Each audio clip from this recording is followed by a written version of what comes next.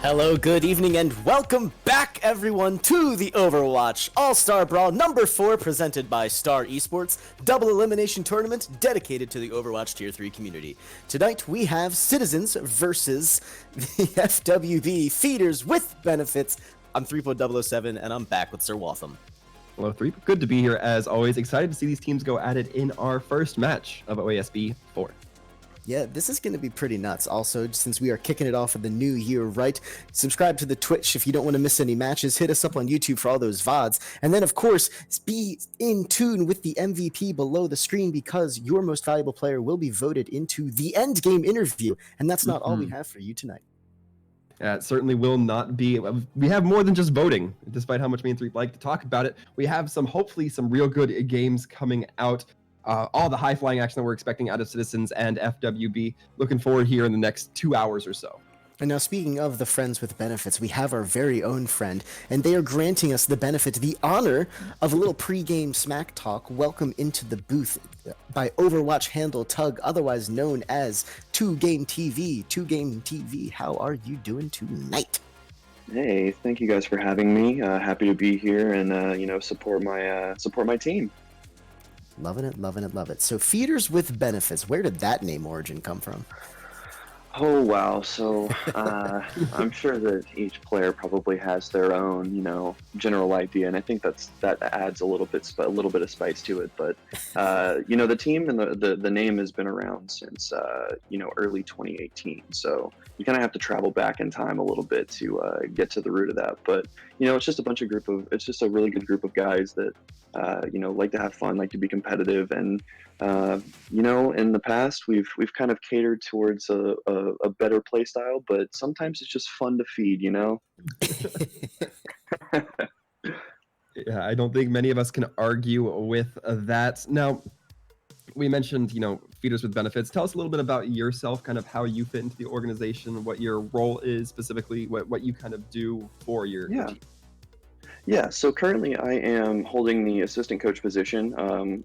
My head coach, Fall, we work very close together on everything from, in-game strategy, micro, macro, to, player development and a lot of things, psychology in the game and outside of the game. How do players interact with the game itself? How do they interact with information? And then how do they interact with each other? So my main focus is making sure that all of my players are well-rounded in and out of the game with every bit of information and everything that they need to succeed. Fantastic. It's definitely kind of interesting to hear that aspect of it. I think we've kind of seen, to me it seems we've seen a move from, coaching to just the literal macro, micro sense of, these are the plays we should make, these are the characters we should do, these are the mechanics we should improve, to more holistic, these are what our players should be like, not just in game, but out of game as well. Does that kind of present its own set of challenges? And if so, where do they really lie? Well, yeah, I think that they do present some challenges, and I don't think that they're all bad. I would say that, each player is going to be different, and each player is going to have their own likes and dislikes, and that goes in game and out of game. So I think the biggest thing that we want to cater to is not only making sure that these players are being successful in game and getting themselves to that higher level and hopefully into the professional OWL scene, but also catering themselves so that if they were to go outside of the Overwatch community, go into even the real workforce and be able to communicate at a very high level and be able to communicate a really intense strategy for whether it's business or marketing or whatever the case is. I think the challenges really lie though in understanding how everyday humans communicate, reading a room, understanding how someone is going to respond to something. And I think that that's something that our players that we try to ingrain in their mind. Each player is not going to respond the same way that you might talk to someone else. So that's something that we really pride ourselves on, with being able to read an audience, read a room, and cater to that and make sure that we get our point across in the best way. For those of y'all listening out there who think this might be some 4D chess stuff or whatnot, this actually should make a lot of sense to anyone who's operated on a team that tries to operate, as they say, as a unit. Because, like the good man 2 Game said, not everyone's going to come together in the same way. It is definitely possible for that to happen, but it sounds like Feeders with Benefits has quite the coach on their hands to be helping them towards that singular goal, and I think that's going to play out really well for them. Speaking of which, as you guys get ready, you mentioned you also manage that psychological aspect of the team. How do you guys get pumped up for a match? How'd you guys get ready for tonight? Yeah, so I think that everyone has their own individual way of getting pumped up. I've seen everything from, some of the crazier ones, which I find completely fascinating, are listening to like classical music and just kind of relaxing and zen, to playing hours of comp, or playing like smaller matches against other teams, or playing matches against each other. Like there's a ton of different ways that people can get pumped up for games, and that's one of the things that I really like, is like each player can bring their own aspect into that one team unit. So we've got comp, we've got music, you've got just general communication and laughter within the team, and talking about that strategy that we're bringing in. Fantastic. It's very great to hear all of that stuff kind of in the wings with you guys. I mean, rituals and things like that, I think they're, if nothing else, they're at least fun. They're a fun thing to know about the team. They're a fun way for the team to kind of get organized. I don't want to keep the guys waiting for too long, two games, so I'm going to go ahead and give you the last word before we go ahead and send you off and send our teams into the battle. Well, I just want to say good luck to both teams. I'm really excited to see how this game turns out. I have a lot of faith in my guys, and good luck to the casters, and hope you guys enjoy the games. I don't think we have any worries about enjoying the games. Thank you very much, 2Game, for joining us and having a little chat, answered some of our questions. Thank you very much. Later, guys. That was 2Game TV from Feeders with Benefits, and I for one am extremely grateful to have an assistant coach. We've had a couple in the booth here before, but I think it's really super nice to hear someone go into that level of detail with how they affect their team, and how I think more it's not just you're just the assistant to the coach or whatever, or you don't do VOD reviews, so it's how do you measure your impact or whatever. I think it's really important to take care of that aspect of the team, and I think most people may not appreciate that as much. Yeah, I think it's definitely, if we want to get a little bit more cheesy, a little bit more, worldwide view with it, I think it's something that the esports scene is going to need. But in the meantime, before we get these games started, we are just waiting on a few players to really come in and get their profile set, just some standard upkeep kind of stuff that we need before these matches take place. But Threep, I want to talk about Citizens here for a moment. We were talking a little bit about Feeders with Benefits. Familiar name, unfamiliar roster. Do you have any expectations from them coming forward with with the entirely new lineup they got? So,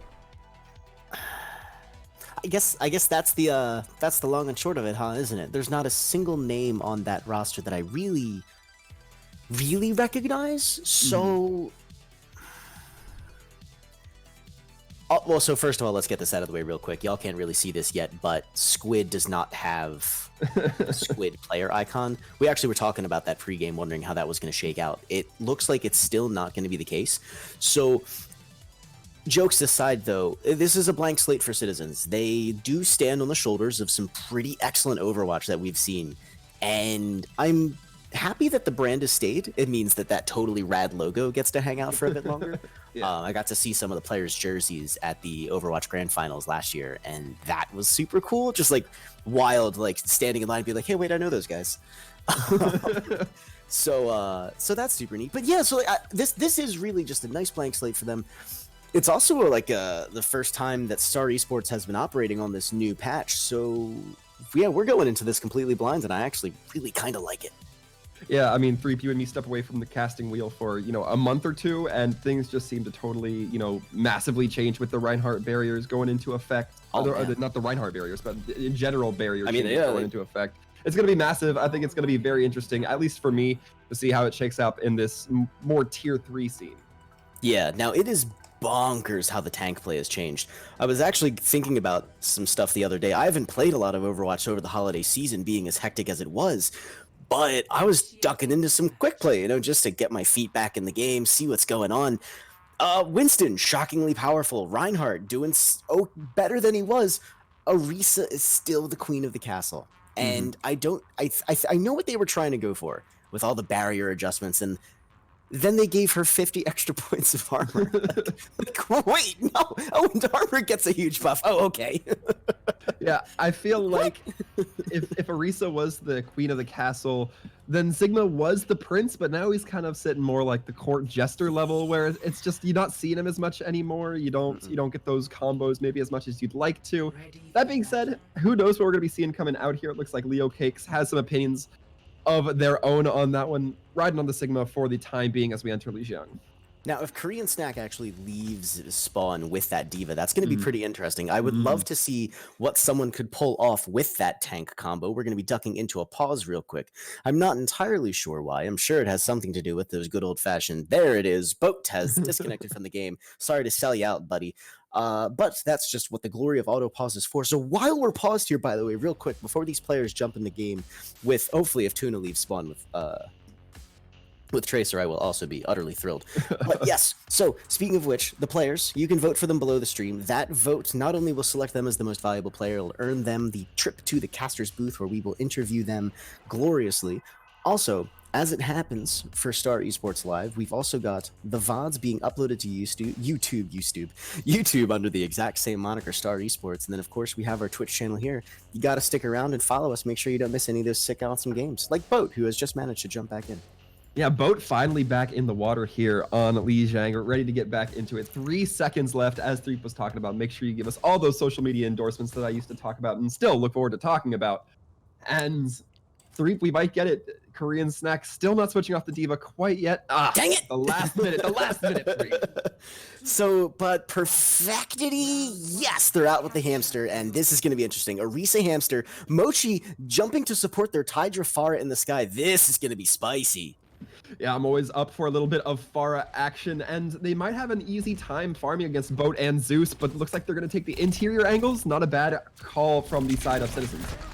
And Zeus already taking some flack from Tuna in the back line. Reaper is a curious choice to run, especially with the buffs that Armor got, and that is a very direct Reaper nerf. Pharah raining down justice from above. Tidra doing some damage. There it is. Squid goes down right away, instantly. That's just the coverage. Whoa, okay. This is fantastic. This is the kind of Pharah, if you're going to be running it, you need it. Tuna popping up the kill. Tracer pulling some kills on the feed. I love it.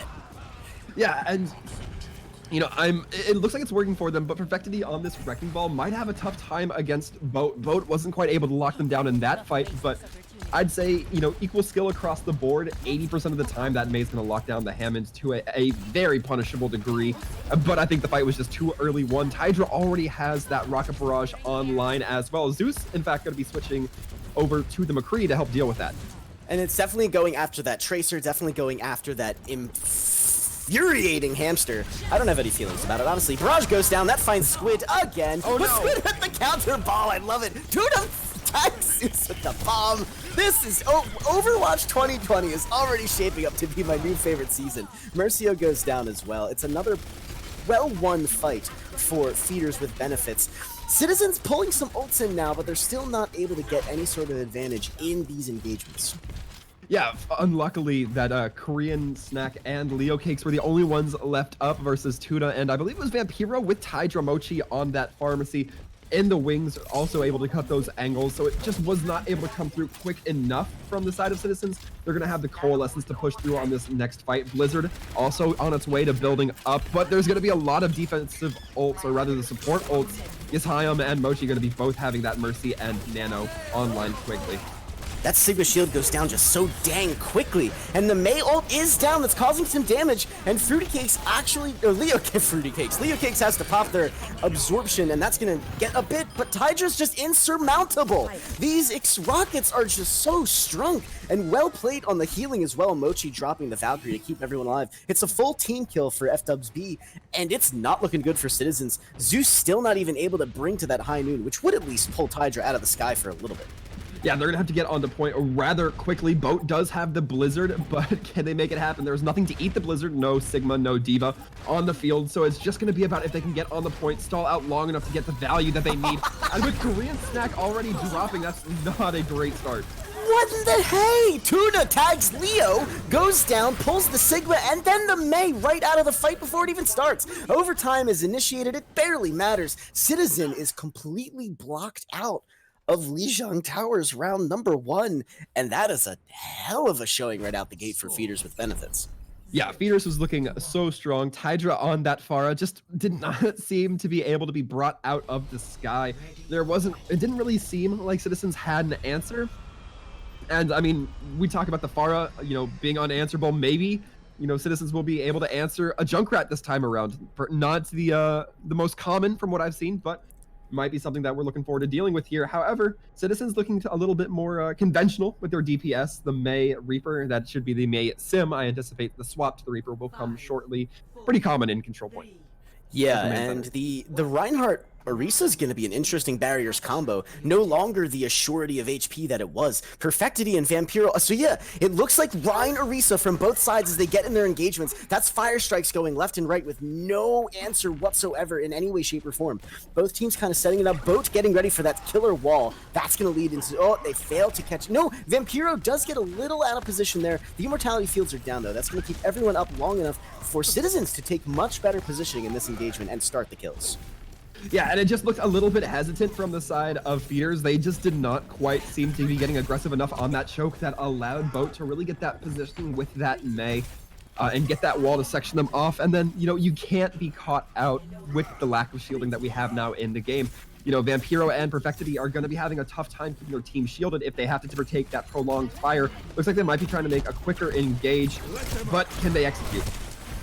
Wow, that Baptiste ult charged us so dang quickly. The Maywall does another fantastic job of splitting up the F-dubs B, but it looks like it's still not going to be enough to get them away. Tydra, projectile DPS at work, building up that good times, and the other Baptiste ult now goes down for Yeshayim, and that is going to result in some kills. The Shatter goes out from Leo Cakes, but it doesn't do enough damage. They're actually going to fall. Perfectity does get taken out as well. A trade for a trade, both Reapers destroying the other Reinhardts, and there it is. Feeders with benefits does clear Citizens off the point, and that actually cost Citizens a bunch of ults. It really did. I believe that the Rhine Shatter came in from Leo Cakes, and it landed a couple, but Perfectity and Leo Cakes both got taken down by their opposing Reapers, if memory serves, meaning that both teams are down a main tank, and despite this Earth Shatter, Perfecity not going to find much for it either. So it looks like both teams are having trouble getting that Shatter off. Let's see, it's Tydra has equal trouble with the tire itself, and it looks like that is... Nah, yeah, that's gonna be the case. And honestly, with Baptiste on the field, it's gonna be really difficult to get those kills out anyways. And I think Tydra had the same idea, eliminating Squid from the field as quickly as possible. Now, damage boost is going down, the Mei ult as well. This is going to result in Feeders with benefits getting completely wiped off the point. Except for, we've also got the Die coming out from the Tuna. And once Threepwood 007 once again eats his words faster into the ear than ever before. Yeah, we talked about having to use the ults. Mochi having to use the sound barrier just to keep them alive. We saw Tydra using that Riptire at the very beginning. Already built up about half of it, but still going to be lacking a little bit in that DPS ult. Tuna as well having to use the Death Blossom to secure that kill. On the other side of the field, Citizens looking at 4 ults to maintain themselves or to have to try to retake here. Including that window, that's going to be very powerful. Whoa! Man, that's what happens. The Orisa bongos ends the wall of death. Fire Strike takes 2. This fight's definitely over. Leo Cakes tosses the Shatter into it to have some more fun.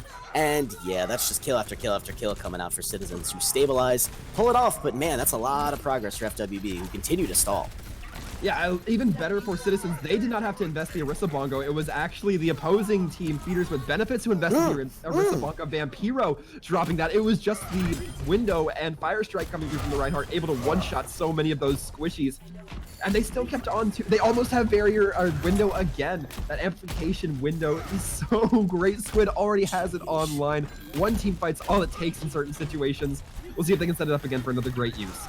So yeah, that must have been what it is. Korean Snack just using, wow! I was gonna say using the halt to incredible effect, but Perfectity swings for the fences, and they do a hell of a lot of damage. That's a full team kill. That's gonna be rough to come back from for Citizens. They have to switch to some stall comp now. Leo Cake's coming out on the... Yeah, and the Riptire going in. We'll see if it can find anything. Doesn't seem to be able to find anything at the moment, but... Tuna looked like the absolute winner of that team fight. They dropped into the backlines and just absolutely carved through on that last fight. Let's see if the Blizzard can net anything for Boat. Unbelievable. Citizens with ults of their own. Boat coming out with a blizzard. Zeus coming in with the die. And that's a point flip. Now, Fears with Benefits have a little more time to get back there. And they've got a die of their own. This is going to be interesting. Does Perfectity switch off to something a little faster? It doesn't look like they're going to be opting for that, but the real question is, can Tuna get in the back lines again? We saw Citizens get punished for that last time. It's not even sure, but vote uncomfortably forward. Wow, the boop! The boop sends them in! They get Boat and Mercio sent right to the back line. That's another team wipe for Feeders with Benefits. There's no way Citizens can come back from that one. That is a shame. But with a little bit of last minute stall though, coming out from Mercio, or Squid, was that Squid? That was awesome. Yeah, it was a valiant attempt, but perhaps Mercio going to be tapping themselves in the forehead just with the sound barrier for good luck. It doesn't look like it's going to quite be enough. And overall, Tuna helping to secure, in my opinion, those last two fight wins for Feeders with Benefits. What can you say to that, Three? But wow. Yeah, that was really intense. I'm glad that Citizens did not go quietly into the night. They retook that second point on Lijiang Tower a lot more than they took that little first round in the garden. But man, oh Shevitz, Tydra, they have some pretty serious projectile DPS chops coming in here. That's interesting. I wonder how that's going to translate to the next maps. Yeah, and you know, I wanna keep talking about it. That Baptiste ult that was built up from Squid was built so quickly. We saw it they initiated with it, and then by the end of the fight again, or towards the beginning of the next fight, they had it in their pocket as another use. It felt like Immortality Field had a longer cooldown than the window in that instance. I think that your support really need to play like that. And I mean, when you're getting Fire Strike kills off of that window, you're comfortable with it. Yeah, that was nuts. So what had happened is Korean Snack uses their halt to pull everyone in there right into the line of the sight of the window.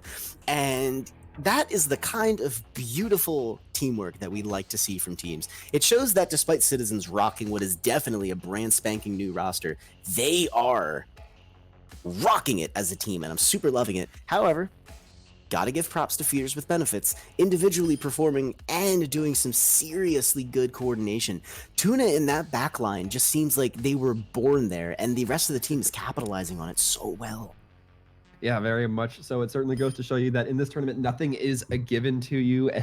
Any fight can be your potential downfall if you let it. But with that being said, we are just waiting on some map picks coming through from Feeders. They are going to be contemplating what map they want to get taken out of this match moving forward. And Three, from what we've seen, what do you think?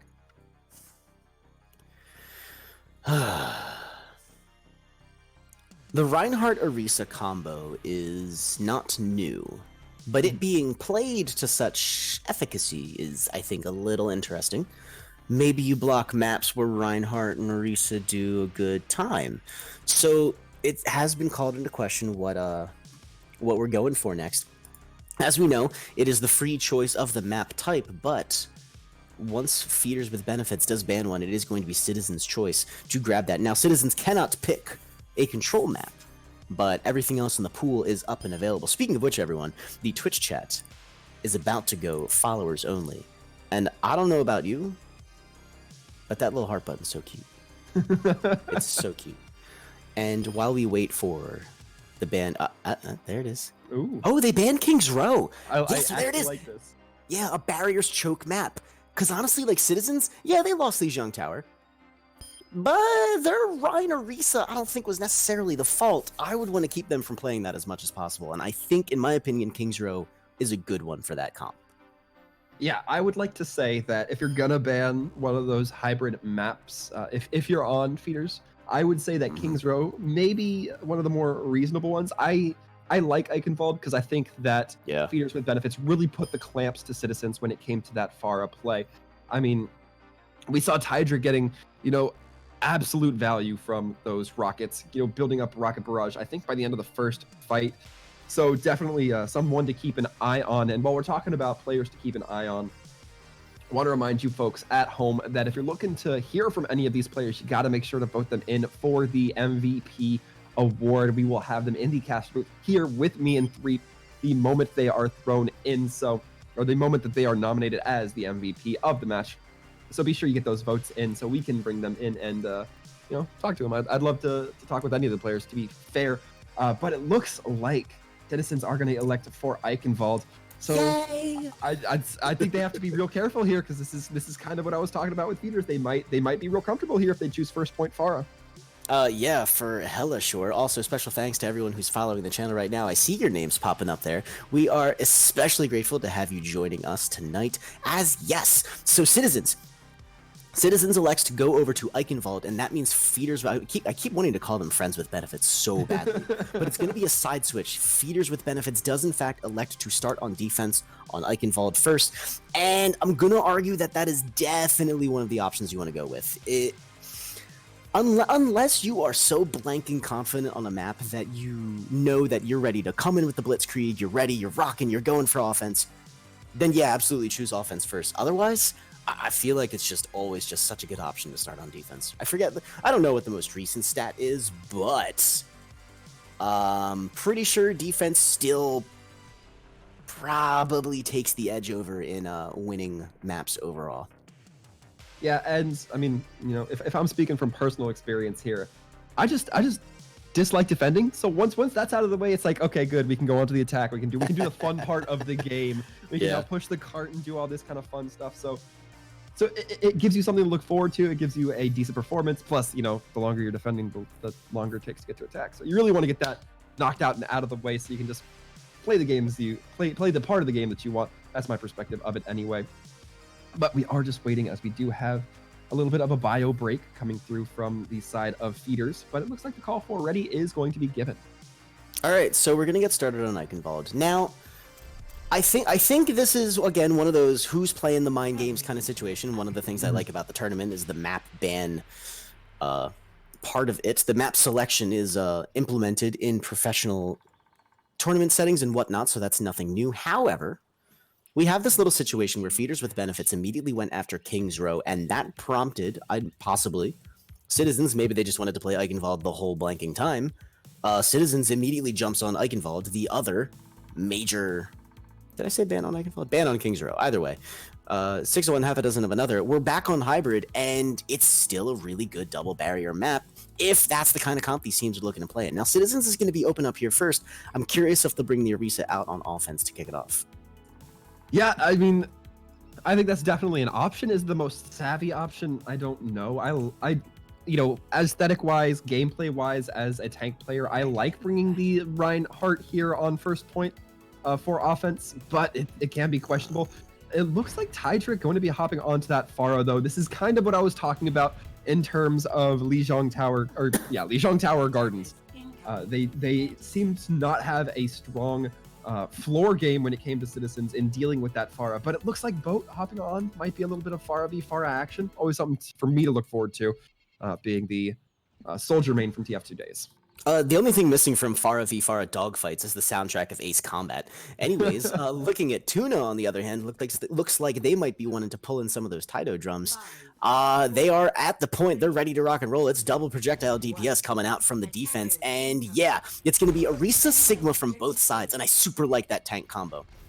Yeah, the Sigma going to be able to press onto the Pharah, prevent the rockets from landing too much value with those shields that can be placed aerially instead of just on the ground like every single other tank. So, a good option here, but we'll have to see how the Pharahs play around it and how the Sigmas play into the Pharahs. Ah, there it is. Awesome. Boat finds that flank with their own pharmacy duo, and it looks like they're finally starting to threaten the back line, the tank line of the Feeders with Benefits. Boat getting a little low, but they've got their Mercy in the air with them, and that's good times. Now, Leo Cakes gets a little bit of that stunny stun action. They are going to make it out alive. Yes, and so here we go. Citizens does move onto the point. It looks like they're trying to make up that left flank, but neither DPS is really able to find those ticks yet. Meanwhile, the Batistes are building up to that wall. There it is! Zeus and Tydra both taken down. It's a DPS trade. Yeah, and that was really off the back of the halt, the kill on the Tidra, rather, was off the halt of Korean Snack. But right now, ult's going back and forth. Nobody really seeming to want to take control of the point. The defense and offense both just kind of moving away from it. And both coming in big with the rocket barrage. Yeah, seeing Feeders with Benefits retreat into that little corner there when Boat was just able to basically rocket them at will, that defense of Eichenwald is pretty much over at that point.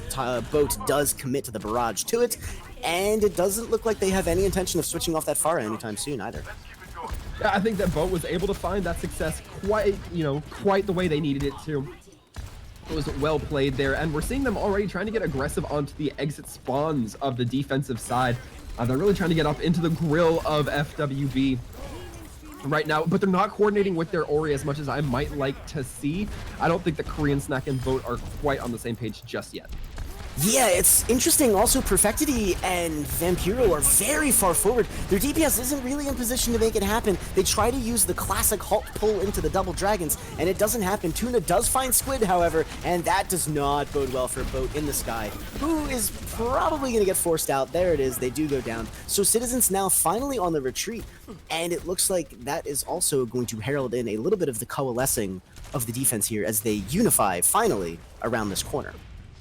Yeah, and we're going to take a look now at the resources of the different teams right now. Citizens have 4 ults online. Korean Snack also very soon on that supercharger. Other side of the field, Tidra going to be having the Rocket Barrage. Perfectity going to be having the supercharger as well. So they'll be on 4 as well. Lots of ults coming out right at the start. Yeah, okay, so here we go. That is going to be the Batista Walls of Death going down. And, the combo now ooh, look at that. Dragon's coming out from Zook, but Tidra drops a barrage of their own. Boat's not going to let that happen. And that's going to be an even, once again, DPS trade. The Pharah for the Hanzo. And so far, that's actually favored Citizens pretty well. The Bongos are going to go down. Not going to result in any more kills from that. And Citizens, yeah, they're starting to break the barriers when they're pushing around the corner. Yeah, they're really trying to get on this. Tuna just a little bit out of that immortality range, and there we go. Now we're seeing the halt rocket combos coming in. That's what I like to see. I like acting like the players can hear me and they're taking my advice for it. Boat and Zeus absolutely popping off here. Yeah, holy moly. If you needed an MVP play reason to vote for Zeus, that's going to be one of them right there. That was some seriously insane Hanzo. That is like alt F4 inducing Hanzo. Yeah, and double projectiles is still going to be riding through. Wow. Not quite able to contest from the defensive feeders right now. So that cart will make it all the way to second point, giving a little bit more time on the clock. 4 minutes 15 as it breaks through the gates of Eichenwald. And it looks like we're going to be seeing some swaps. Hydra going into the bond room to switch again onto the Junkrat. Yeah, I don't hate that at all. This is a really rough area for the Pharahs to maneuver. Boat has the barrage, though, so I can totally understand wanting to stick on that for a bit longer. The Immortality Fields and the Walls of Doom are out, and it looks like neither team is going to be willing to really inch around the corner there and make anything happen until that's all gone. Yeah, it doesn't quite look like the value is going to be found just yet. Zeus does have that dragon online. They may try to combo it. Oh, no, they're not even going to need to. Vampiro and Tidra putting it down. That is an insane play from the back of that Sigma ult. That's how you make it happen. Tidra also able to generate some huge ult charge from that, but man, Oshevitz does Citizens have a lot to work with coming in. Yeah, they certainly will, but are they going to keep Boat on the Pharah? As we discussed earlier, that Pharah not the best on that indoorsy area. A lot of angles to play, but they're not necessarily angles you can take vertical advantage of. And Mercio and Squid both going to be having those defense or those support ultimates online as well. A lot of ults going to be coming online for Citizens. Can they operate them and use them properly, though? All right, so that's pretty crazy. Yeah, Boat goes in, but gets picked off immediately. Perfectity was right there. Oh. Yeah, Perfectity reading that kind of like a book, but the return callback from Zeus, that is amazing. Oh man, they say sequels suck, but you ain't never seen Zeus pop 2 dragons. Hold damn, but Perfectity, look at this guy go! You thought that was gonna be the push, but this just keeps going back and forth. Leo Cakes makes the magic happen, but honestly, all these kills just mean Feeders with Benefits gets to come out just a little bit faster. The cart is gonna round the corner though, and Citizens has some ults left to play here as well. Yeah, and it looks like they're going to initiate with that. The Dragon's coming out, and we're seeing the backfield as well. It doesn't look like a whole lot is going to go through the backfield, though. Vampiro taking down Leo Cakes, and it looks like that's going to be the only thing required for Citizens to back up. Boat not quite able to build up the ult charge as fast. Yeah, that's just the problem when you have that Junkrat tire. Immortality Matrix counters that pretty perfectly. Tuna, however, there is more than one archer on the field, or so they seem to be saying. Now, Boat having switched over to the Junkrat is also a like. I do like that. They've got 1:47 left to build up that tire, though, and in the barriers heavy composition they're running into, that's going to be rough times. It really will be. I mean, 1:38, not the worst time bank to have. It looks like we're seeing Citizens right now really kind of be thoughtful right now. They're leading with the Junkrat a little bit, perhaps trying to build up that ult, but they don't want to let him get picked off with a halt, with a Sig accretion, anything like that. Absolute picks can happen though, and not in the same fashion. And as I say it, Man, these two players seem to just have it out for each other, and now the kills are starting to come in. All the cooldowns are starting to get really expended here, and it's Citizens who come out standing with major damage. Vampiro, a little bit of the clock back with that Sigma ult. But is that enough to stop the onslaught of Citizens? And actually, it looks like it might be. Now, Squid coming out with the Zenyatta is something I super like. Perfectidy's back with the Reinhardt, though, and that's going to make it a little harder to keep those up. Tuna, however, does go down. Discord Orb doing its duty. Citizens looking very strong, but also, I don't know if they have what it takes to push it through. No old Zeus. If he builds that Dragons, though, I'm not ruling it out. Yeah, absolutely. Both teams switching off to a Doomfist for at least a brief moment. The Reinhardt coming out. A lot of swaps coming in. Even the Reaper from Tuna just to get implanted onto that cart. There's going to be about one push left for the side of Citizens. Maybe less, or maybe more, excuse me, if they can make this one last long enough to really get some reinforcements in there. But Perfecti doesn't look like he quite knows where the shield, whether he wants to play with shield forward or not. Tuna going to be taking down Zeus, though, is a good opening. Yeah, getting rid of Zeus early in the fight is super crazy good, but Boat comes in! Yes, Hyam does actually get taken out. It gets rezzed instantly, though. Mochi is the healer with the deal. Now, that doesn't mean Boat's gonna be off the tail of that Batiste, and yes, that's valuable healing that gets eliminated. Citizens racking up the kills that they finish this map that's so huge for this month, and they pull it! Oh, they're so close, and there it is! Overtime, but the Dragons comes out. Bam! Yeah, that was hair-raising all the way through, no matter how you look at it, Threep. I mean, good grief, I did not expect Citizens to come in that hard, but they certainly did. I can't say I'm disappointed. I'm actually a little bit surprised we saw the swap onto the Zenyatta. Usually in those last-minute rushes, you don't go with the Zenyatta. You'll go with something like a Lucio, maybe a Moira, a Mercy, something that just can get there a little bit faster. But the Zenyatta able to absolutely build that pressure with that Discord Orb. I think it was very crucial in those kinds of situations. Yeah, it seems that a bit of a barrier break kind of... I guess that seems to be kind of maybe the focus here. And once that, man, the tenacity of Boat on that Doomfist, again, barrier break is neat, but as we've always said, Doomfist kind of just looks at barriers and goes, okay. Yeah, you got shields, I get that. I get it. Cool. So I'm loving them leaping into the back line, ripping out the healers. Yes, Hyam was doing some serious work on the Batiste, getting those healing nades, just rocking it. And I think taking that out was one of the major reasons why Citizens was able to come all the way through there. They just started spiraling up those kills, and there's no way FWB could have healed that. Yeah, and now we're in the position of FWB having to basically make a full 3-point cap. There's some good and bad here for them. If they make the cap in over a minute, it's going to pretty much be at worst a draw for them, as the other team will not get the opportunity to go again, as they say. But if they don't make it, then obviously this is just going to come up a straight loss. Looks like Tuna doing a little bit of scouting on that Sombra, but to no surprise, there's a Pharah in the air. Tuna taking a few rockets immediately. Yeah, no one saw it coming except possibly the person that caught some rockets in the face. Boat building up percentage so early. That's 3 direct hits now right onto Tydra as if it was nothing. Meanwhile, it looks like the fight is in full swing, but yes, Hyam already building that 6 percentage because his team is just taking a butt whooping. Unbelievable. The barriers are down. We're looking at some breakage going in, and the same route being taken by FWB to get onto the point here. Immortality Field's down. Boat finds Mochi, though, so this push is going to be real rough for FWB if they want to keep going. Yeah, and especially losing both supports like that, it looks like it's pretty much over for FWB right out of the gate. Boat taking the fight to Hydra, rocket in the face saying, "I'll send you off, my friend." And with that being said, it's already a little bit of a struggle for feeders, and the ults are leaning a little bit more in favor of Citizens, as we talked about. Very close to that barrage already, considering that 94% not too far off. That's one rocket. Yeah, that's like, yep, there it is, bam. And so Tydro, we were talking up there, Pharah, looks like it's time for Citizens to come alive, so to speak. The rockets continue to rain down from above. No real sign of any DPS action coming out from feeders with benefits so far. It looks like the Pharah, once again, getting separated out from the team as they're not able to get those angles, and boom! The direct hits happen, and Mochi has to make a choice. They have to go with the rest of the team. And it looks like even though Yeshayim drops down the wall of doom, yes, they boop away the res. I love seeing it. What the heck? Oh, what a barrage. That was seriously amazing. Yeah, that was fantastic. Korean Snack and Boat are idolizing exactly what I was talking about. Using that halt right into the rocket barrage. There was definitely a lot of coordination there. It worked to a fantastic degree. I think that as long as they're able to get that Ori Pharah synergy going on, they'll be a force to be reckoned with here.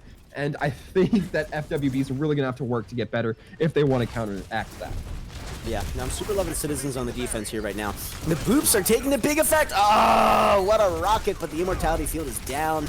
And it looks like the Trebuchets are doing their work, but still, nothing coming out from the kills. It's the first blue we've seen in the kill feed, I think, so far. But once again, it's just some more cooldowns getting taken care of. Now, Tydra does have the barrage and some ults are about to come online for FWB, but it's just so much presence. The Dragons are down on the field, though, fired by Zeus. Boat takes out Tydra as well. It's going to be up to the FWB to not use any ults in this fight, which is definitely over. And yes, they are going to be pulling out, maybe even with everyone else intact. Nope, Vampiro does get staggered. Rough.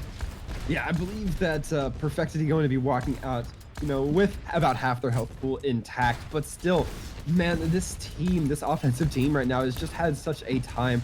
It looks like in this instance, the better Pharah wins. I mean, Boat seeming to get a lot of value out of here, and Tydra perhaps just not finding as much. I'd be curious to see how their interactions between Perfectity are going. I will see if they can get some more of that or that halt rocket barrage value that we saw coming in earlier. Yeah, it's interesting. You figure like the angles that you take on Eichenwald aren't anything new. You got to find out how to get around that far. The barrage, however, might be coming out. Oh, it doesn't happen, but Vampiro does take out Mercy. And there it is!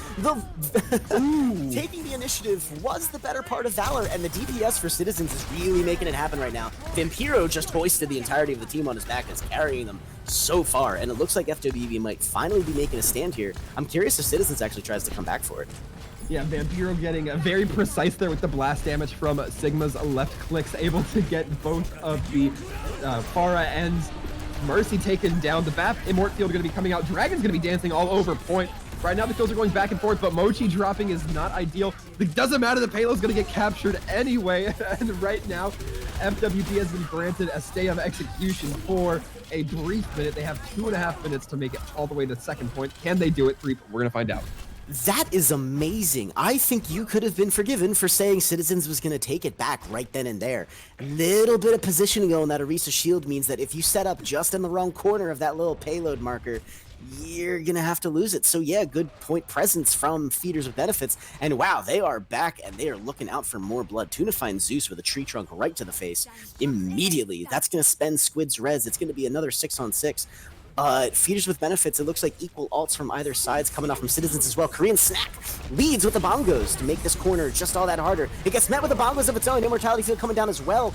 And cooldown's getting spent. Zeus, everything's gone now, but it's going to be trades. Tydra goes down, but losing Korean Snack is rough. Another tank, Leo Cakes. It's going to be a no bueno for Citizens who are going to give some ground here.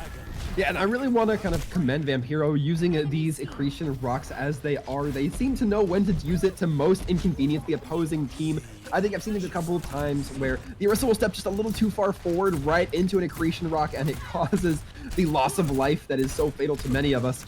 But that being said, moving forward, Vampiro almost getting pulled off might have been a cooldown misuse of their own. Yeah, Boat actually taking the super long flank with Squid, setting up the long rockets on the bridge, maybe looking for some of those sick boops. Dragon splits the team of Citizens up a little, but nothing's really going to happen as a result. The big signal comes out from Vampiro, though. That's kills for days. And once again, Sigma the tank pulls out Sigma the DPS. And that's going to be second point taken for Feeders pretty easily, actually. Yeah, that looked like a far cry from the feeders that we saw on first point. They're going to be having only about 2 minutes to get this one through, but they're still going to be pretty content with that. Yeah, Vampiro looking like an absolute boss on this Sigma right now. I gotta say, I thought Sigma would not be as applicable in this situation as they are. Going for the accretion grab combo doesn't quite seem to find anything though. Yeah, I also was thinking Sigma maybe not really all that awesome, but I guess just the sheer replaceability of that shield. Speaking of which, here comes another big ult. Zeus finds Tydra in the sky. The Yeshayim Immortality Field not going to be enough to save any lives there, thanks to Zeus just there. Thanks to Leo Cage just picking them all up and taking everything out of there. And that's going to be Vampiro finally getting taken out by their Sigma counterpart. FWB on the run, ducking out of there. Mochi gets a nasty stagger there. Yeah, it was a little bit unfortunate. It looks like Vampiro was fighting that fight just a little bit too long. And now what we're seeing is Citizens using this rubble as kind of a little mini cover, making sure that they don't have to waste their shield cooldowns if necessary. However, Korean's not going to be posting up that shield since they figure they'll have enough time to withdraw and get some placement back onto the map. I'm going to talk about why you shouldn't retreat across the bridge in this particular situation. Yeshayim gets staggered really cruelly there. That's another 20 seconds basically lost off the push. Now they're coming in. The damage walls are in. They're right in front of each other. This is when it happens. Immortality Fields helping both. Wow. And Citizens. Mercio the healer. Man, what the hell? You took an oath. Yeah. Save lives. Yeah, I hear a lot of talk about how Mercia, or how Baptiste rather, has that DPS comparable to Soldier, and I believe it after that. It was all bows and bullets at that point. It was looking so brutal. And right now they have put FWB in a very uncomfortable position where they have to make this cart go all the way to end. Otherwise, Eichenwald will not go in their favor. Oh, the Dragons goes right into the team. It doesn't happen, though. More Dragons coming out from both sides, but it's Immortalities. Ooh, Tuna gets the kill into Mercio. That's a big loss. Tydra also finding Korean Snack. It looks like FWB are finally going to be able to round this bend, but Citizens has the meat necessary to stop this from happening, and FWB has to take it all the way. Yeah, and this will be crucial if Tydra can build up that Riptire, especially considering Boat has one of their own. Vampiro has that Gravitic Flux. They might use that to lock down just a little bit of the point, but this is really going to come down to a game of inches here. Vampiro, you have to hope, is going to use it, and they don't get Sigma 9, but no, he's there to contest! Sigma 9! It's a Sigma 9 right back where it happened. Vampiro literally made the map happen for that team. You can't convince me otherwise. This was amazing. It came down to a 3-3, 1 minute left on the clock for both teams, and it looks like we're going to be starting once again with feeders on the attack. And I need a breath after that. The question here is, can feeders have a much better first point than they did prior? Because it took them a while to get first point cold started. I mean, based on the time alone, Feeders with Benefits does not have enough time to take point A, let alone... Wow, that's actually a pretty bad graphical clip here. What happened here, my dude? Just because no one takes this route doesn't mean you can't forget to shade the graphics. Anyways, so it is gonna be Citizens back on the offense to start. If their first performance was anything to go by, I have a feeling they might be taking it to 6. I don't know. Yeah, just based on performance, I don't think Feeders with Benefits has enough time. Yeah, I think that it's gonna be real tetchy here. But as we look on, it looks like both going to be initiating with the Pharah. Again, I have to favor the Citizens in that situation. Boat was just looking a little bit more proficient. But interestingly enough, I was going to say there is no Orisa, but now there is. Go figure. It doesn't look like too much is changing otherwise. All right, so here we go. Boats in the sky. They were the one that really made it happen last time around. Superior Pharah positioning with the power of Squid. Now, meanwhile... it's a pretty good halt, but the Trebuchet not able to connect there and knock that far out of the sky. That would have been absolutely devastating. So here we go. Boats already raining down the critical as Mochi goes down to the Zeus, the halt. It's all there. This is why Citizens is so good on Eichenwald. The DPS making it happen. Yeah, and it's looking terrible for the side of FWB right now. They are hemorrhaging members right now. You cannot have this. There was perhaps not enough work being put in by the DPS and the tanks to really coordinate. As I've been saying so far along, it just looks like the positioning was there for the side of Citizens. They're going to get first point, which puts them at a massive advantage, but they're also going to get to carry the cart through Streets phase. How far can they make it? Will there be any change-ups? it looks like maybe Boat's going to swap off of the Pharah. And I do want to call some serious attention to the trust that Boat has in Squid here. Every time they're almost getting low, they don't even bother to take cover. They know their Mercy's going to be there picking them up, and they do make it happen. It's a Widow duel, people. A Widow duel on our hands in my Overwatch in 2020. This is insanity. Both teams go, woo. Mercy will get stunned, but not before they get the ult out. That's very interesting. Now, both Widowmakers idle, angling for position here, and with the barriers in play, whoa! Oh, no. Yeah, FWB looking like they might have the advantage here as there's only 2 members left for the offense on cart. It's just that Hanzo who is so low and Leo Cakes, but nobody there to contest it as Leo Cakes drops. Despite both killing the kill on the Tuna. That is just crazy. Like, the dragons come out and I'm thinking, wow, that's amazing. Now Citizens can retake the part of their positioning on the payload, but no one was there. That was definitely, in my opinion, if they had managed to get past there was no way that they were stopping before they hit point B. Instead, though, once again, we see some positioning hiccups coming out on Eichenwald here. This time, I guess, from Citizens, you can say, who honestly did, if I remember correctly, when FWB was going through, pretty much give them point B for free. This time around, though, again, FWB not showing real strong on point A. They have to change up how they came at this. Yeah, I think it's going to be a question of can FWB take first, and if so, second's probably not going to be that difficult for them. They don't have it long to take it. 33.46 sounds like a good stretch, like a decent stretch anyway, but it's really hardly past the gate at that point. And either way, looks like Tidra are going to be hovering on that Widowmaker at first. I would not be too surprised if we saw them go out, try to get that far up pick, but with the Sombra scouting, that seems very likely to change up as they peak the comp. All right, so here we go. Yeah, Tidra flipping back onto the Pharah. It's the exact same composition they came out with, so they must be feeling a little more warmed up than before. Sonic Arrow is out from Zeus. That's going to see that exactly what they thought is going to be coming. I'm not saying I would have liked the Widow, but I would have liked the Widow! Zeus! Tree Trunks! He's got him in his quiver. He's shooting him at your head. And that's going to cost ults already out of, or not ults, but a res already out of Mochi. That is not the spot you want to be in. And Tuna, again, cannot find his value. This is insane. Like, this is just Eichenwald is Citizens' little playground. Woo! That was a spicy little direct hit there. Almost Tidra able to take out the Boat combo, but it's not going to happen with Squid on the case. Meanwhile, Feeders with Benefits demonstrating the exact same kind of inability to push through here. The damage just isn't coming in, and they're not able to make it. But Mercio going down. Now that's the res does go off though. So no!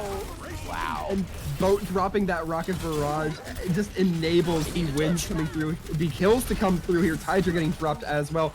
Makes this a very bare bones fight if you're looking at it. The Mercy dropping spells the death of the side of FWB. Overtime's gonna tick down, and as we kind of expected here, it's not gonna go in favor of FWB. Citizens gonna claim Eichenwald 4-3. Yeah, that's a shame. Vampiro. No carries this time around, it seems. Yeah. As Citizens does in fact hold Eichenwald, and honestly with just some seriously masterful play here. The whole situation, I loved everything that was coming out from both sides. I would have honestly liked to see Boat switch off of that Pharah way faster. I think Citizens finishes the map with plenty of time on the clock, and probably just takes it away right then and there, if that had happened. But hindsight is, as we know, 2020, and I swear that's the last time I'll say that on stream. I swear. It will not be the last time. I'm not going to make that promise for myself, because I know I will say it dozens of more times, Reap. I will carry on the legacy of hindsight being 2020. No. That being said, though, we are going to be moving on. No more Eichenwald. That is now that we've played it, it is out of the match. And we get to kind of hypothesize what our next map is going to be. Of course, we know it won't be Hollywood. We don't see the same map type back to back, but now the tides have kind of turned in Citizens' favor. What do you think they might be leaning towards? Well, they get the ban at the very least. Mm-hmm. And if I'm them, I leave Hollywood in the pool. Plays a little different from Eichenwald and Kings Row, but they've clearly demonstrated their ability to handle a choke point. Mm-hmm. And at this point, we know for a fact that, I'm going to say it every dang time, Feeders with Benefits is is pretty proficient at control. And I don't know, maybe if Citizens just got a little cold started there, maybe they just, missed the point or whatever, but they did not have a good showing on Lijiang Tower. If I'm Citizens, and maybe I'm feeling that that's now the mentality is that maybe we're not, if that's too stuck in the brain, I would ban a control map. Just get rid of Busan or Oasis, pick your least favorite, probably Busan. Actually, they're going to ban Temple of Anubis, which, since it's an assault map, I don't just hate right out of the gate. However, that leaves Hanamura in the pool, and in this particular barrier-breaking Mei walling meta, is maybe Hanamura the map you want to run, if that's your preferred composition, if you've got that Mei isolation down pat. You say Hanamura, and all I can think of are those sim strategies that we saw so many months ago, where it was just an immediate teleport to point, Mei wall right up in front, and then you basically locked yourself inside the point with no recourse to be had from the defense. I think that I want to say that the teams might not be so inclined for that, because I don't know, it doesn't seem to be too friendly towards what we've seen. I mean, we know that FWB is going to have the pick. They seem very comfortable on Junkrat and Pharah. Hanzo, obviously, from what we've seen on Eichenwald as well. And I think Hanzo can find some good value on Hanamura, but I'm not so sure about the other two in their pool. I think it might be something they consider. Reaper, I believe we saw them playing a little bit of that early on. So there's some potential to go kind of kick it old school with the old school as in a patch or two ago. Yeah. But I think it's really going to come down to team comfortability more so than what their meta picks or what their meta strategies might be. That's a good point. From these teams, we know that they both definitely favor the projectile DPS heroes, not only, I believe, for their ability to angle around a shield, but also for their ability to just blow one out of the world. So yeah, I feel like that might not necessarily be the bad way to think about it, begging your pardon. Also, while we're sitting here waiting for feeders with benefits to grace us with their glorious map selection, don't forget to drop us a follow. You get sick, awesome, tasty emotes in the chat, by the way, if you subscribe. And as well, don't forget to check us out on YouTube at Star Esports. We've got the VODs. You can listen to our glorious voices ad nauseum on repeat as long as you want. I'm just saying it's a win-win. And if you hate me in 3, there are other casters, actually. There are other people who talk besides us. We talk a lot. And then don't get me wrong, we talk almost endlessly, but there are other people who they just shut our mics off and turn them on. They're like, all right, they don't even know that they're not talking. Yeah, so with that being said, follow us. Also, you got to grab your MVP, but vote below the stream. That's going to be who we're interviewing after the end of the match. So your voice is extra going to be heard. Not literally. It's the MVP's voice that's going to be heard. Yep, they did it. The Madmen, they actually did it. Tydra, speaking for the feeders, has selected Busan. The world's tiniest point. I kind of don't want to see Sanctuary. I like Mecha Base and I like Downtown. So I'm hoping that if we just see 2, it's those. But Sanctuary is so small, it definitely has its moments where it's it gets so crazy and heavy because there's just this giant freaking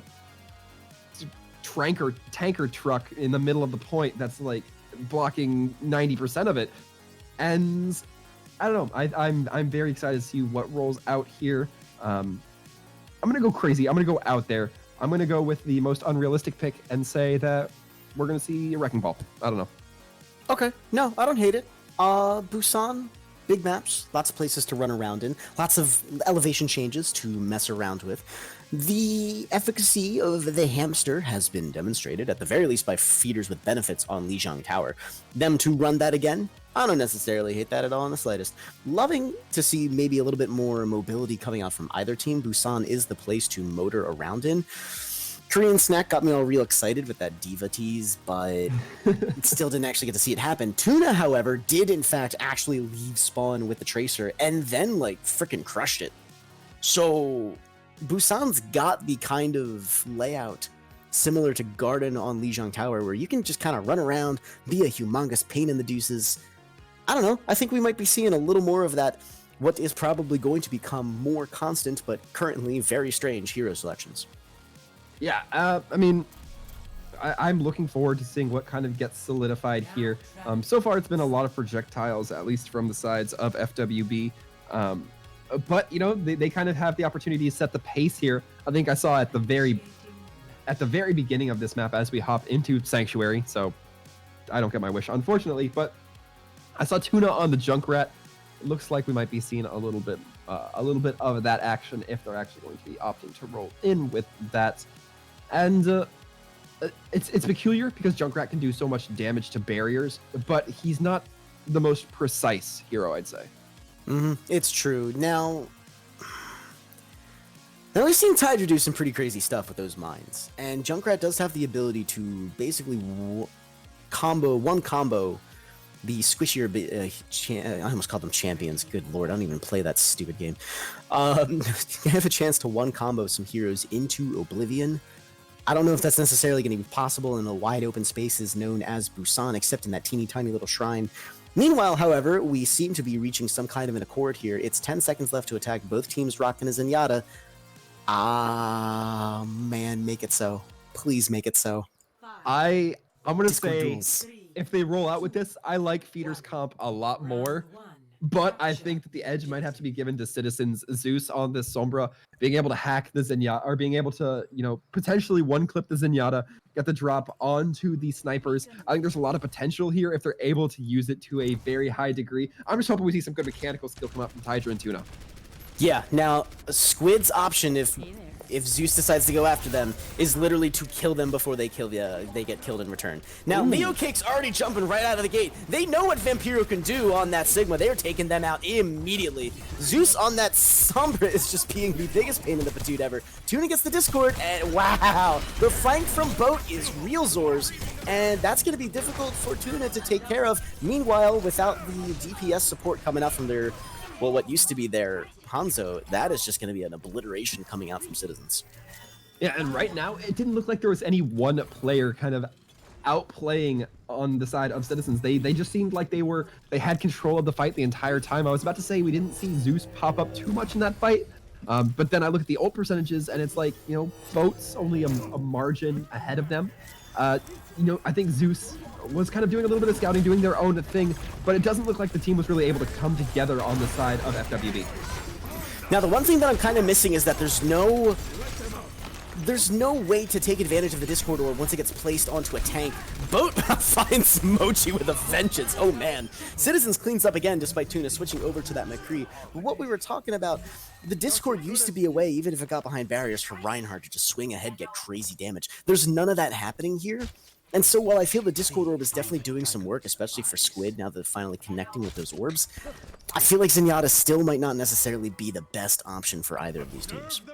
Right, and on the plus side, one thing that I feel like people aren't talking about a lot is now that barriers are dropping quicker, we're not seeing we're seeing the opportunity to get discorded a lot more. But Mochi, you have to stay in the game to get those discords up, my man. And Zoo's going to be having that EMP up, already able to kill Mochi again if they pop it. I mean, that is a fair point, because Mochi as Zenyatta has all those crazy maneuverability cooldowns that they get to spend when Zeus comes out of Cloak and ganks them. That's right. All they do is kind of just float there. Zeus also, by the way, almost just killed themselves, and that would have been truly tragic if they didn't have their translocator down. Meanwhile, however, it's Feeders with Benefits' last chance on the point, but guess what? It's Zeus in your backline. Oh, no. Dropping the EMPs. Both tanks take it. That's their shields gone, especially if you're Sigma, and Vampiro goes down to start the fight off. Citizens, it's a shooting range.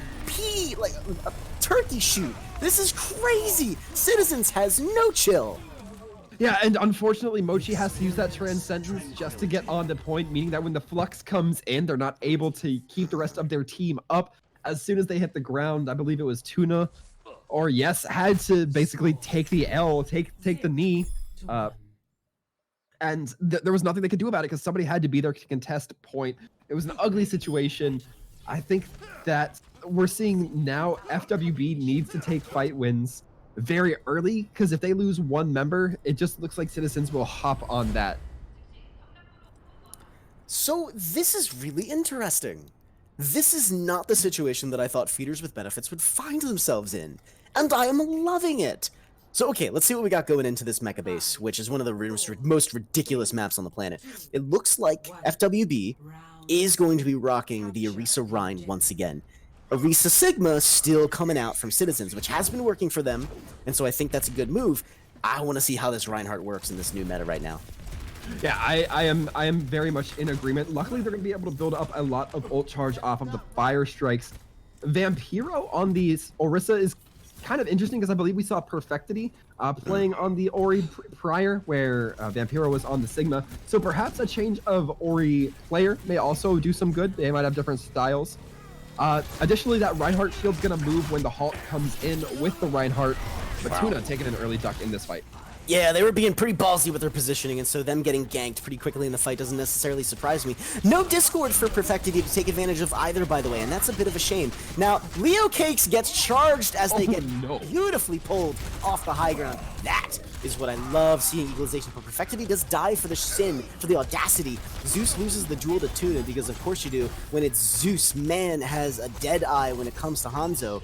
Meanwhile, it's both in the backline, actually just kind of being a humongous pain in the patoot. Charge still building, but the map is slowly starting to fit.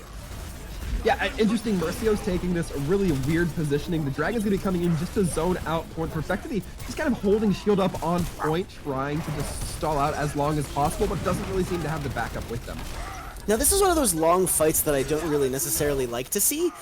It's feeders with benefits holding on to the point when they absolutely don't deserve to, but it's for the sheer shake of their glorious positioning that Citizens just has to take ages to knock them off. Tydra, even then, they're just lasting just long enough to stall. This is some serious percentage they're building, and they're going to have a few ults to come play with in a minute. Yeah, almost 60%. They're going to be feeling pretty all right about that. The only thing that can really lock up their push is if they try to invest that Blizzard into this next fight before killing Squid or destroying or ruining their chances of getting a Transcendence up. So, for example, you know, Earth-shattering and then killing the Zen or something along those lines. Looks like they're going to be taking the bottom route, trying to get directly onto point, but that Orisa's posted up high. And it looks like the Lucio's actually getting chased off by the Mei, so there's not going to be that speed positioning for FWB. That's so beautiful. The speed boost that you get from Lucio is not to be denied. And what a split! Ah, Batiste completely separated from the team. Halts that push immediately. Dragons! Ooh, that was a beautiful immortality field. Saving the lives of everyone on the team. Otherwise, that would have been Zeus's best dragon to date, no lie. And yeah, this is interesting. Citizens has no way to get onto the, or no way, rather, Feeders has no way to get onto the point right now, and Citizens is just kind of enjoying the charge buildup. Yeah, and FWB has this low ground. It's going to be probably pretty difficult for them to use it, though. Although FWB trying to take the positioning, and they're going to get the flip because of the positioning that Citizens have. They have nobody to contest point from this high ground. I love it. I love that Feeders is now consistently winning these fights with sheer positioning alone. They're taking the point. It's wonderful. Now Vampiro does go down. There's a lot of Blizzards on the field, but it's going to go to Squid's Transcendence. First time we've seen that ult in a game in a very long time. Leo Cakes is even going to be willing to shoot in their signal ult for this. But once again, I just gotta hand it to Feeders with benefits. They build up to 84%, absolutely one fight potential, and they managed to even keep a bunch of ults coming into the next fight. Yeah, and now it's going to be a weird spot for Feeders with benefits because they've seen kind of what worked. They saw that they just need to position onto the point in an area where they can't get shot at freely by Citizens. And then once they do that, if they have a foot on point, it will eventually flip, forcing the rotation to come out from Citizens, but they keep losing these early members. We just see Yes Hayam drop early onto the fight to Squid, who's been getting a surprising amount of early kills. I believe we saw one on Tuna earlier as well.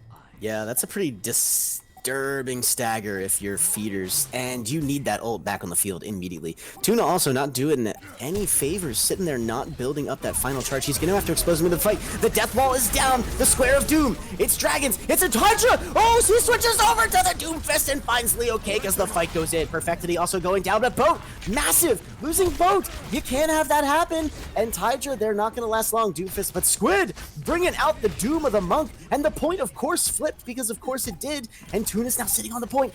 They've got the die. They're coming into the backline. They're making it happen. Do they? Oh no! They go down.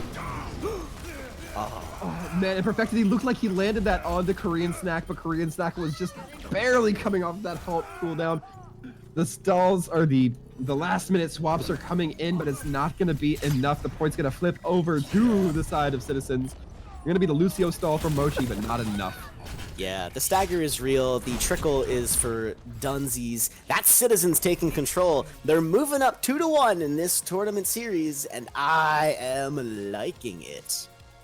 Yeah, Citizens definitely looking to come out of here with some fire, go high up into the brackets early on.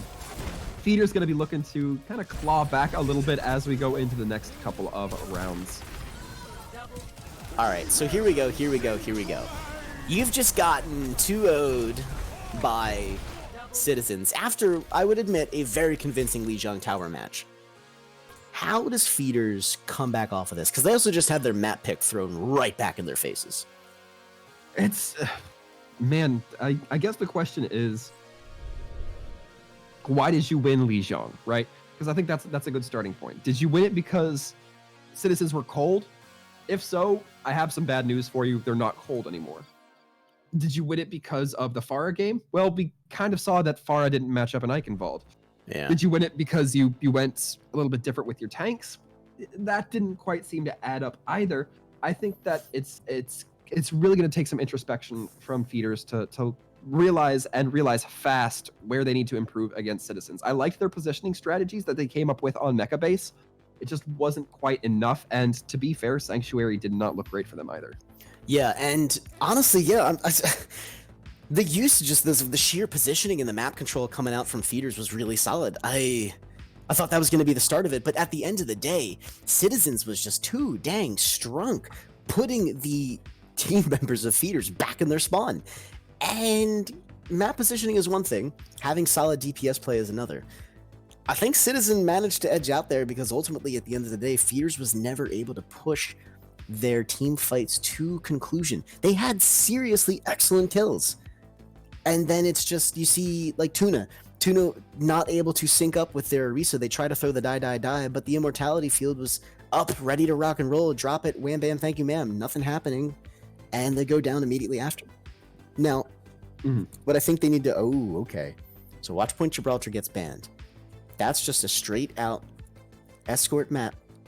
Is that code, is that big brain for we want Feeders to pick Rialto? Not that I think they ever would willingly, but I don't know. I think that what that means is, at least at face value to me, we lost our best opportunity at seeing the closest thing to a dive composition come out.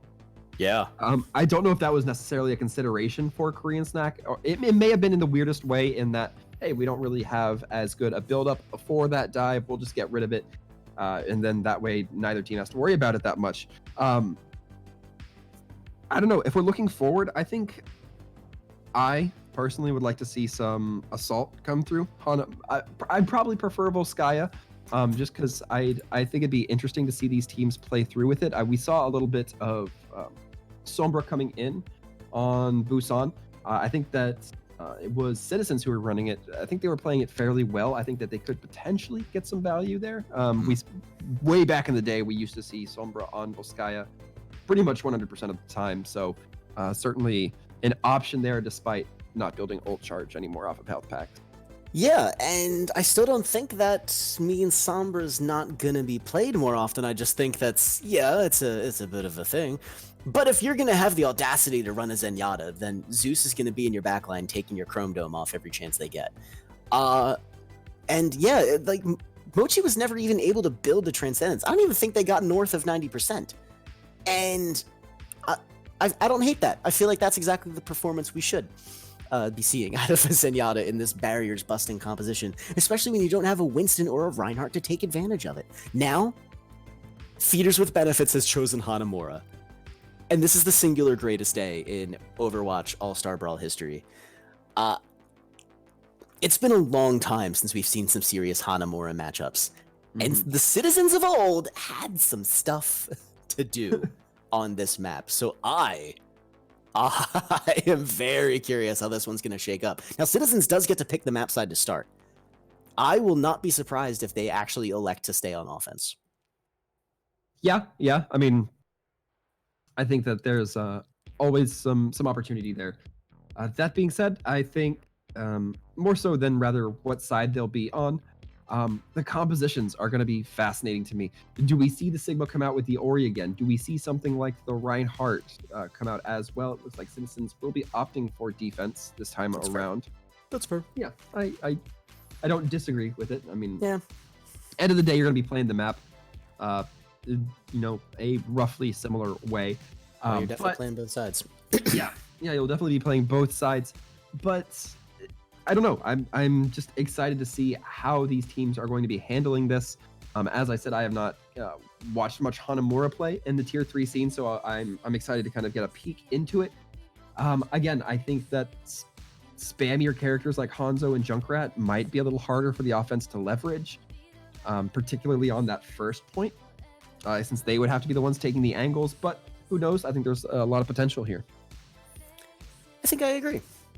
I think that if both teams do not come ripping out of spawn with a Mei, then that is a mistake.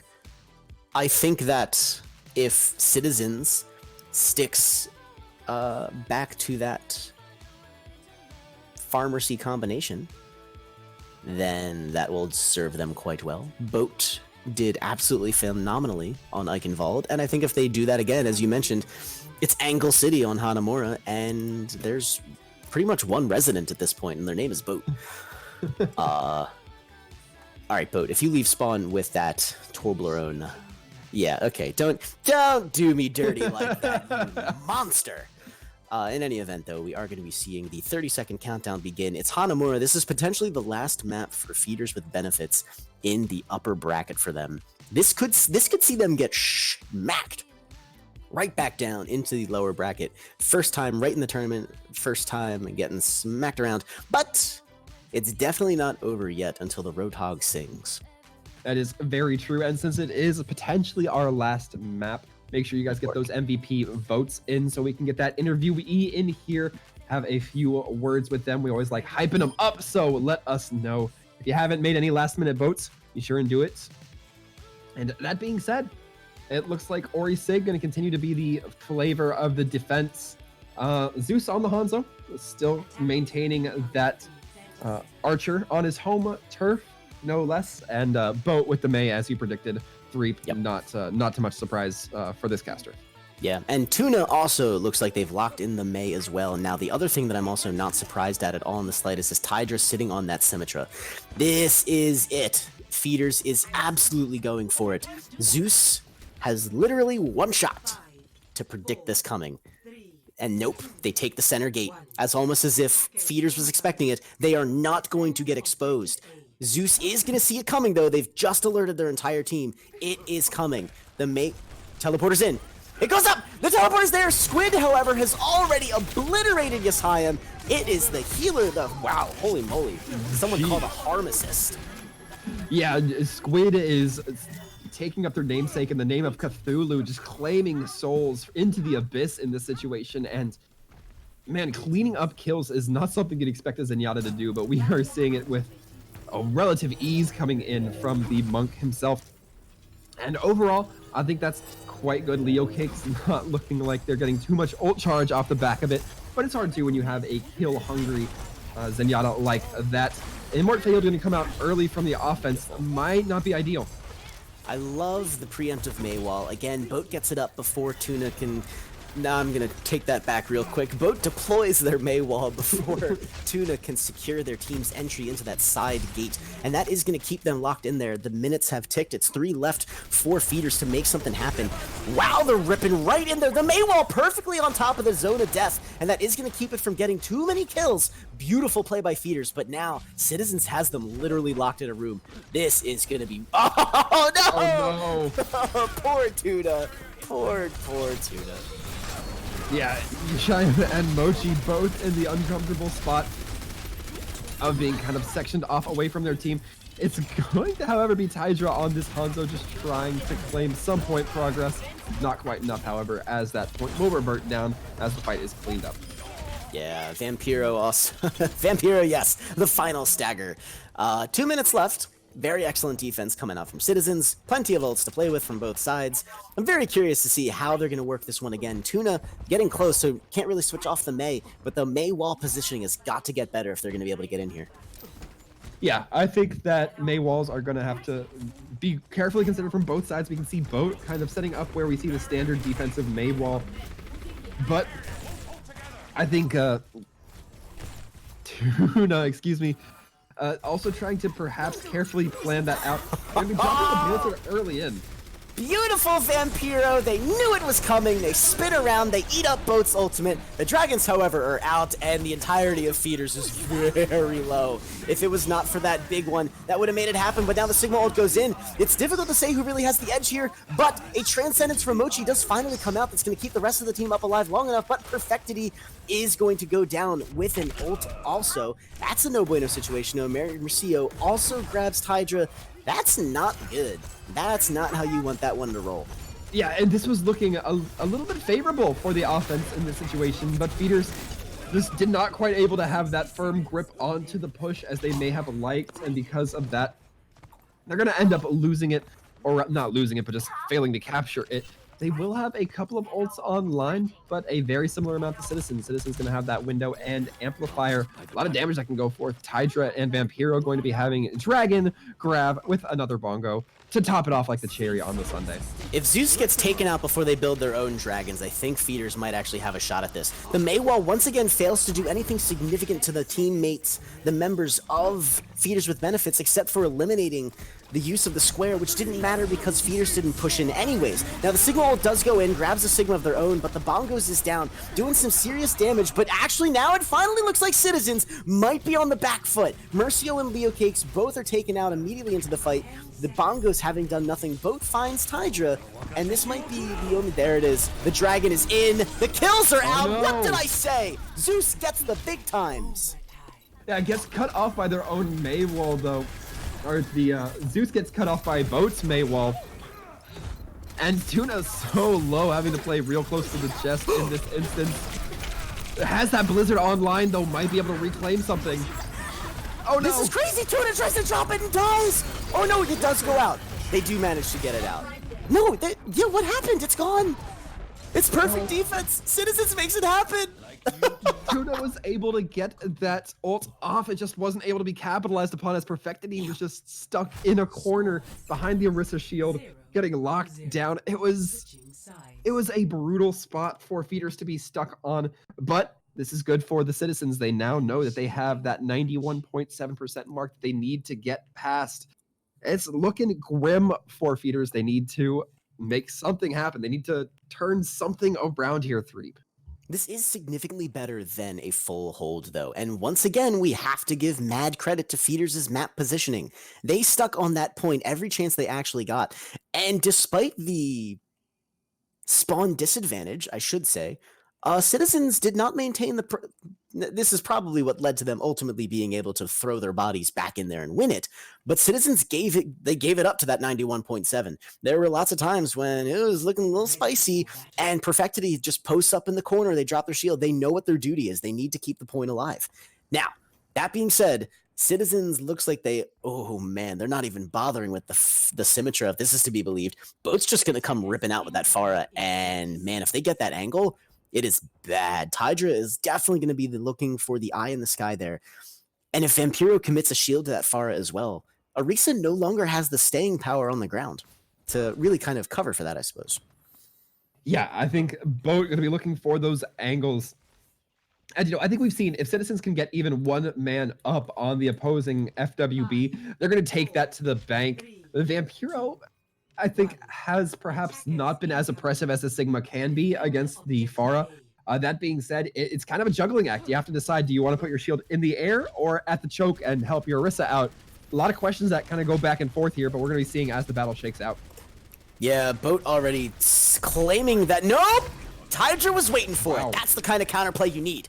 Bam! They're not going to let Boat take advantage of the angles as long as Tydra has tree trunks to shoot. Now, however, it's looking pretty tasty for Feeders, but there's still... It looks like Citizens has a similar issue with getting through this choke point. Maybe teams just aren't used to the fragility of their little blue shields, and they're just not as comfortable risking pushes like that. Look at Boat. Boat finds the flank. It's a 1v1. Or should I say it's a 2v1. Yeah, Tydra getting dangerous low, taken down by Boat. That was really off the back of Perfectity. Tydra tried to set up the combo with it, but was just not, Boat was not in range to get that grip. And because of that, we're now seeing the kills flood in for Citizens. Get your MVP votes in now, kids and boys and girls, because I have a feeling this is just about it. Kills continue to come rolling in for Citizens. It's hook, line, sinker. Thanks to the incredible flank from Boat and Squid. We've got it. Citizens takes it. And that's your winner for the evening. Yeah, Citizens going to be taking our first match here in the Overwatch All-Stars Brawl. And, man, if you had told me that this was going to be the result after the first game, I'd have been like, seems fake, seems false. But Feeder's just not quite able to hold it down as firmly as they did those first times around. And good Lord, Threep, I think that Citizens, once they recompose themselves, they absolutely had it on lock. Yeah, it was pretty spooky, honestly, coming out of the gate like that. And with Feeders, you know, able to take Eichenwald the way they did to at least match the first completion, you could definitely say that it's not really looking good for Citizens, and then just out of nowhere, bam! And Citizens just comes alive. And it's not difficult to see why. Feeders had a lot of trouble busting through Eichenwald point A, and Boat and Squid just did not have that issue. That Pharmacy duo made it happen repeatedly over and over and over again. Like, again, DPS, they're the ones in the kill feed. It's the Squid and the Mochi backing them up like that. And not to say that Mochi and Yasayam didn't do their duty, but Sweet Jump and Jelly Beans, that was some serious Baptiste play and some good, solid Mercy. It really was. It was really some fantastic performances all the way around. And now that we're kind of cooling down, we're cooling off as we wait for those final votes to be tallied and counted up here, Three. I want to talk about something that's been on my mind this entire game between Citizens and Feeders with Benefits. There are so many naming themes that are going on, right? So you have the ocean, right? You have Boat, Squid, Tuna, Zeus, kind of barely related if you know your mythology well enough. And then you have your food-related names too. You have Korean snack, you have squid, you have cakes, you have tuna, you have mochi. All right, I can't handle the name themes right now, Three. I need a little bit of differentiation right now, and I'm back and forth between all of these. I'm with you. Now, the one thing that I super love is that Tuna Mochi is on the same team, because that makes me think of tuna flavored mochi. Oh, and like that also makes me like really upset inside. like deeply upset. So yeah, as we've noted, this is our MVP waiting period, and so once again we're gonna have to do those plugs. Don't forget to follow the channel. You'll be alerted to every time we go live, which, spoiler alert, is actually in 34 minutes, because we've got our 9 p.m. match coming up, and it's gonna be crazy awesome. We've got 2 fantastic teams for you, but as well, if you ever want to come back to this match, maybe grab a little clip or whatever, they're getting uploaded to YouTube under Star Esports, so I think that's definitely gonna be worth checking out. Yeah, and for those of you at home saying, well, Freep, how are you not going to tell us what teams we got going on in the next half hour or so? That will be Plus Mafia versus Atlas, so be sure and tune in for that gameplay going forth. And right now, Freep, I don't know, who do you think is in line for some MVP voting action? Now, serious tank play coming out from both sides as well. So what I would say is probably Leo Cakes and Vampiro, who were the most noticeable. Not to say the Orisas weren't doing some serious work, but I mean, I really can't say it enough that Vampiro did some serious work on Eichenwald. Probably the only reason this game went to 3 was that they were just keeping it going so long. Went to 4, I should say. Yes. Honestly, if Vampiro had just not skipped back day and leg day too much, they probably would have been able to carry everyone just a little bit further. But that being said, we also saw some fantastic Pharmacy duos. Pretty solidly awesome. I think, however, though, we have our MVP, Sir Waltham. Yeah, it looks like it's going to be Leo Cakes hopping into the casting booth as we are talking about that. Leo Cakes, congratulations and welcome. Thank you. Hello, guys. All right, Leo Cakes. When Sigma came out, I just gotta know, was it like love at first sight, or did you have to work at the relationship? So when he first came out on PTR, I felt very, very uncomfortable with him initially. Wow. Yeah, it wasn't until he actually went onto live servers that I learned I will be playing him as an off day. So I just started hard grinding like Sigma, basically just like one tricking him. All right, and then that's fair. Honestly, like I still cannot get the hang of Sigma, so I guarantee you're doing a lot better than most people. Yeah, it took a while. Was it difficult to leave behind the other tanks in the repertoire, so to speak? I would say initially yes, but after just like playing him for so many hours, it became natural almost. Yeah, I mean, I think that's just kind of the mechanics of it. You know, once you get familiar, you get familiar. You stay at that level, and it doesn't really change all that much. Going back to pre-Sigma days, what other tanks would you say, or even now, would you say are your favorites outside of Sigma himself? Diva, 100% Diva. Yes. Oh, love me some Diva. Yeah, I fell in love with Diva back in Goats. Just being able to eat grabs and like just the mind games with Zarya and Diva was just like so much fun for me. Yeah, I mean, I think that you still get that with Sigma. I mean, we saw one or two ultimates get eaten. I believe it was on Hanamura. We saw a Blizzard get eaten. Not for me. Well, I mean, I'm not saying I'm not naming names. I'm just saying we saw it. That's rough, buddy. I'm just saying we saw it. But I think that there's still a little bit of that luckily we get to see, and we still get to see those high impact defense plays that now that Diva's gone, we still aren't completely neglecting. What would you say? Rather, your play style has changed? I know a lot of people used to play Diva in a very aggressive or peely play style. I don't know if you can necessarily play Sigma in that same way. Would you say that you've kind of maintained your Diva play style, or it's modified a little bit? It's definitely modified. Because with Diva, I definitely felt like it was a lot faster. But with Sigma, you have to take things a bit slower. But I still like to play the whole peel game with Sigma, and with his shield you could basically do that. Interesting take on the whole peeling mindset, the idea that maybe not necessarily getting a kill but maybe just being disruptive is enough. I actually really super like that. I'm gonna change direction a bit because Citizens is an organization that we've been that we've been involved with for quite a long time now, and this is definitely a huge roster shakeup, and clearly Citizens is coming out swinging. Tell me about your time with them so far. So I actually just joined this team like 2-ish weeks ago.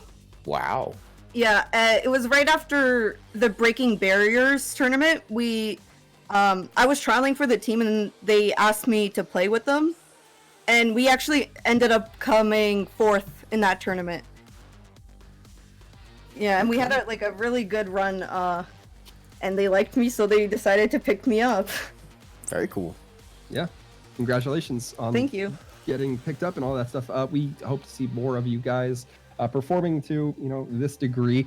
I gotta ask you. I have one final question for you. I don't know about Grief over there, but when we were going into this first matchup, it was Feeders coming out on Li Zhang, and they looked really strong. Yeah. From your perspective, did you guys change something, or did you guys just get that second wind? Because it seems like it kind of came from nowhere, and Feeders didn't really have as much an answer for it. I think at first we were just kind of like all shaken up a bit, and just like small mistakes really ended up costing us. And then we kind of talked about it, and then we slowed things down and just focused on what we were doing wrong, and just fixed them, and it ended up working. I'm gonna have to argue that it worked pretty well. Yeah. Overall, I'd say it worked pretty well, because after that first loss, we did see another map go down from Citizens for the rest of the series. So again, congratulations, Leo Cakes, MVP of the matchup, and well deserved in my opinion. Looking forward to seeing what happens from Citizens. Do you have any last words for us? Thanks. Sounded really ominous. I want to give a shout out to Korean Snack, my main tank. That's it. Good shout out. That's fair. Always love your main tank. Like you, like with Farm Mercy, you gotta love your Mercy. Yeah, exactly. He's my new duo. He doesn't know it yet, though. Well, he'll learn one day. He'll learn eventually. Yeah. If he watches the VOD, he'll learn that. Yeah, like he probably is. He's gonna be like, oh god. But with that being said, I want to give you a big thanks, Leo Cakes, for hopping in and chatting with us and just answering a few of our questions. Well, we already gave you the last word, but any last You're cut off. Thanks for voting for me, guys. All right. Well, you heard it here first, last, and in the middle of the entire production. I want to thank you, Leo Cakes, once again. And congratulations to the side of Citizens claiming the 3-1 victory over Feeders. For your casting entertainment, I have been Sir Waltham. You can catch me on Twitch or Twitter at Sir Waltham.